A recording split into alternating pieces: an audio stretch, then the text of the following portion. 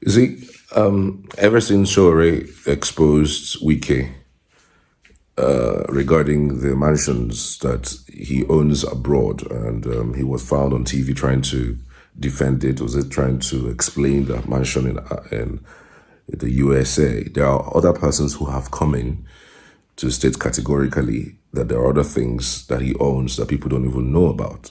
And one of the luxury properties that he owns and that people have exposed is the hotel in Rivers. Guys, have you seen that hotel? It's allegedly one of the most expensive hotels in Nigeria. Aside the Hilton, of course, Hilton hotel in Abuja, some people claim that that hotel is the next most expensive hotel in Nigeria. That is what?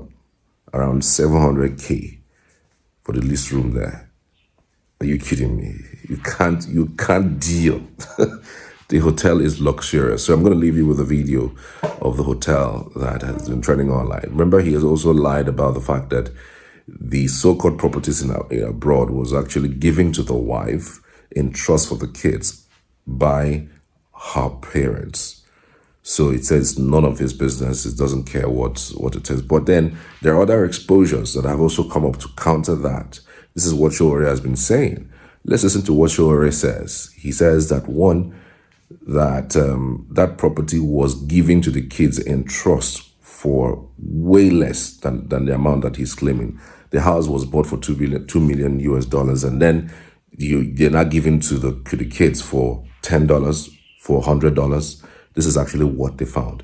They petitioned the Attorney General of Florida, and they said they are waiting for a response. I don't know where this is actually going to get us, but it does look like one of those things that would come and go. But again, guys, we'll listen to Sowore and then also have you watch the visuals of the luxurious hotels that Wike has in Rivers. For those who are in Rivers, tell us what you're saying. Is that really true that the hotel is the most expensive? Have you been there? What does it look like? Have you been to that environment? Let me know in the comments. I'd love to hear from you as always. Good morning. The minister himself had lied on TV that he didn't have any properties in the US, that the only property he had was a property that was donated to his wife by the wife's father or mother. I don't know which work they did or they were doing, but in investigating further, we found out there were 4 properties in the name of the wife that were then donated. Listen to this. They then donated the properties that were millions at $10 per property to their children. So you buy a property for $2 million, you then give it to your children at $10. One of them was given at $100.